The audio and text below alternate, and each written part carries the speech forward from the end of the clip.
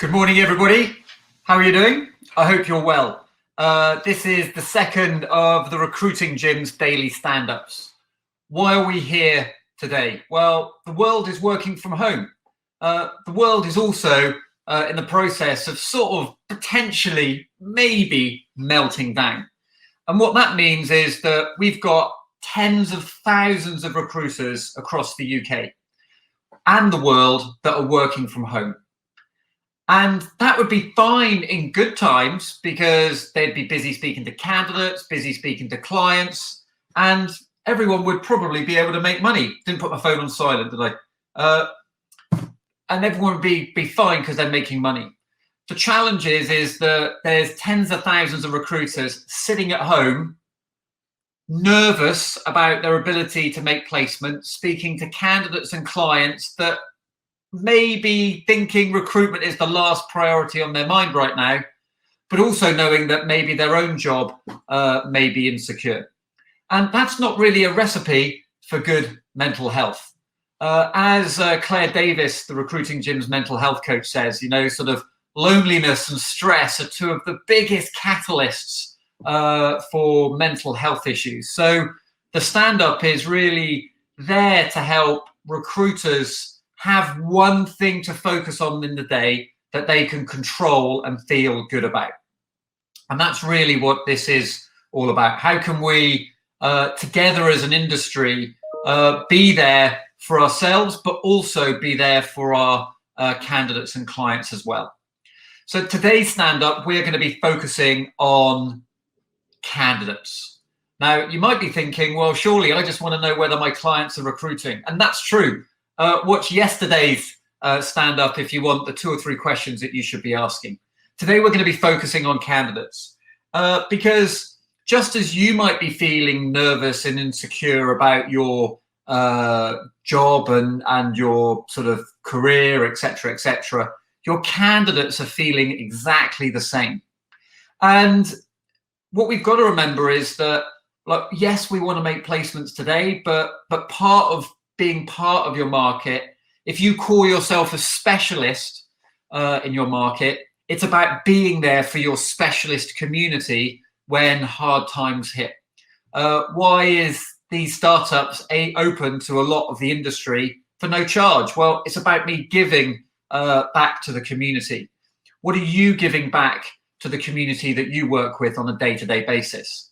And so we have a responsibility to the candidates that we know, the candidates that we don't know, to basically reassure them that the market will bounce back. We don't know how, we don't know when, but we want to let them know we haven't forgotten about them. We want to let them know that you are there to help them with advice, whether it be CV writing advice, whether it be salary advice, whether it be job search advice, if that comes to fruition. There's also the opportunity to gain market intelligence. One of the business development activities that we'll be talking about in future stand-ups is trying to assess the impact of this period now on the longer term sort of functionality of a business. How is it going to impact their success? How is it going to impact change programs? How is it going to impact employment? We won't have definitive answers now, but we'll begin to get a feeling from the individuals we speak to about sort of how things are sort of sitting within organizations. And also, the more senior the individual we speak to, the more insight we're going to get as to how this is going to impact the business on a long-term basis. So let's think about what we're going to do. Now, you might be wondering, Alex, why are you only going to give me 2 or 3 questions to ask for the day? Well, the reason I'm giving you 2 or 3 questions is that we can't control whether candidates are looking for a job. We can't influence whether candidates will be looking for a job. So we've just got to sort of accept it for what it is. But what we can control is the attitude with which we approach our day-to-day activities. And so by me giving you 2 or 3 questions to speak to candidates about, what we're doing is we're giving ourselves something we can control. If we can put down the phone at the end of the day and feel we have touched and reached out to a number of people in our network, then we can feel like we're doing something to sustain our business in the future. If we get to the end of the day and we just feel like we're still a passenger in this sort of tornado, it's going to be emotionally very stressful. So we're just going to give you one thing to focus on through the day. Now, if clients want to book interviews, that's totally cool. But we want to get to the end of the day where whatever happens in the market, we know we've done our best to engage with our market and begin the process of rebuilding and sustaining our business for the future.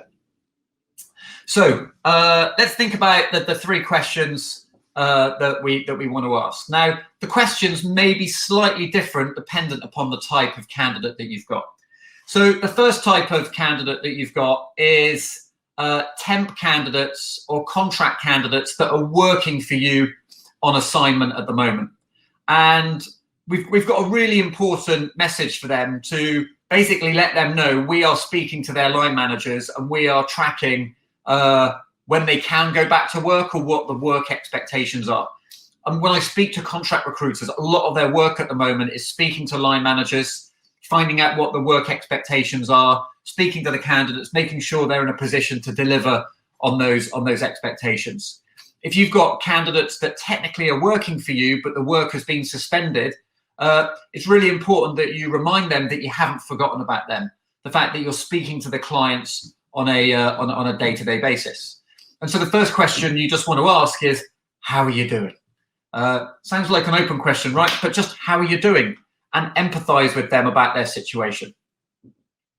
When you're speaking to contract candidates, obviously there was news about IR35 today, that it's been suspended for another 12 months. My view is I don't think that will necessarily make much difference, in that I think companies have taken a blanket approach already. I don't think they'll unwind that only to have to go through the pain again next year. But it may reduce some of the challenges that we've got within the business. But again, what we want to do is if we've got temp or contract candidates, what we want to be doing is asking these three questions. The first one is, how are you doing?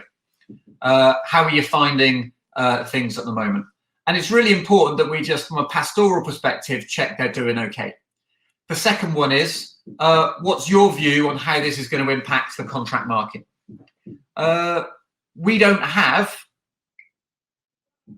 perfect knowledge of the market ourselves. The only way we get insight as a recruiter is if we speak to lots of people, we learn and are able to consolidate that information and then disseminate it.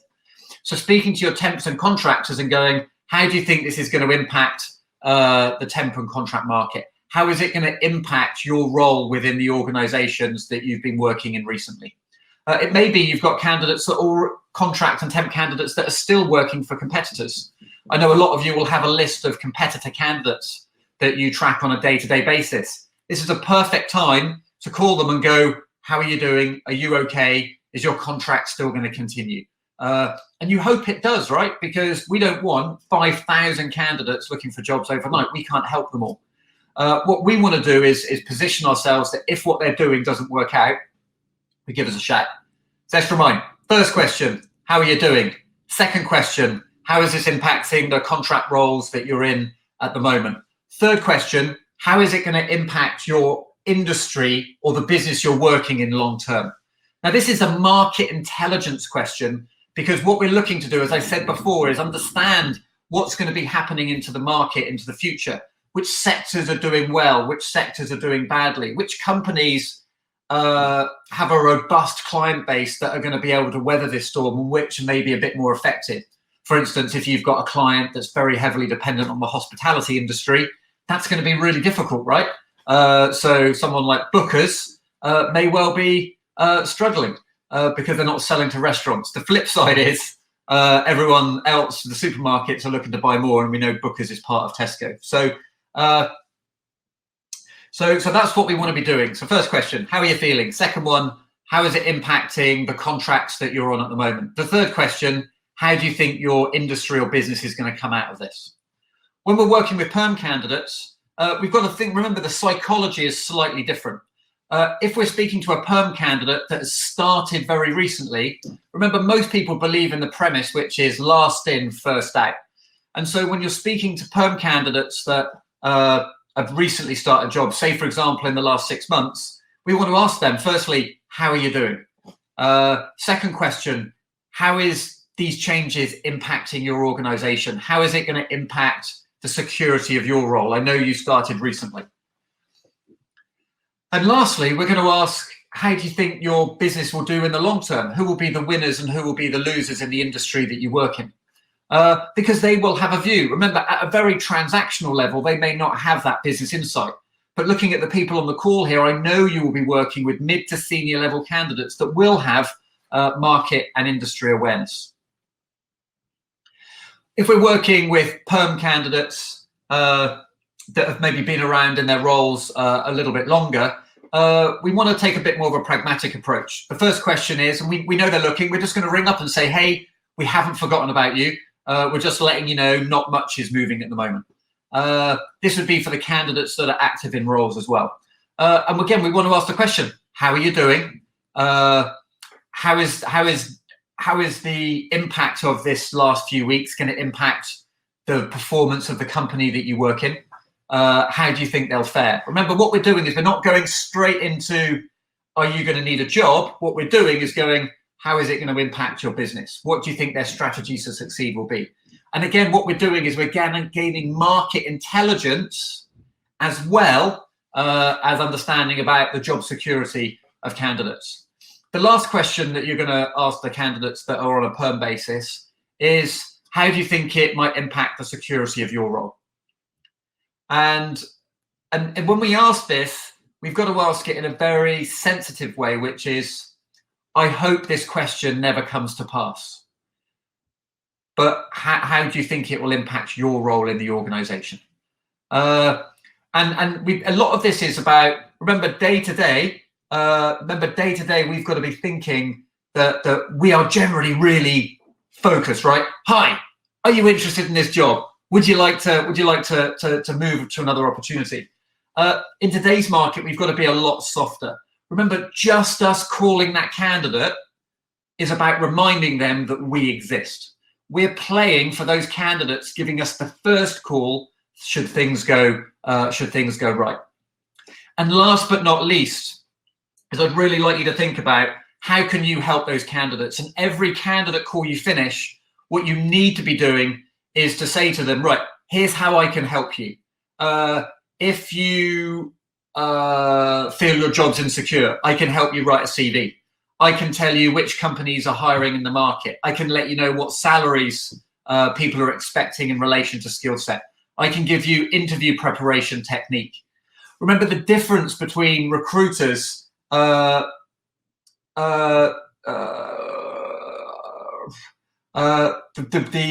recruit, sorry, someone just pinged me a message. So the recruiters are very, totally lost my train of thought there. So, but yeah, so we just want to be help. We're there to help. We're there to advise. The difference of an agency recruiter from an in-house recruiter is in-house recruiters aren't really interested in the candidate. What they're interested in is whether they're going to fill the vacancies that they've got. Agency recruiters have the opportunity to care for candidates and show why we have a different service proposition from everyone else in the market. So we're at 14 minutes. These are meant to be quick stand-ups. I hope you're all well. Please check out the Recruiting Gym. We're posting stuff every day around remote working and sharing best practice and process. It's free for those that want it.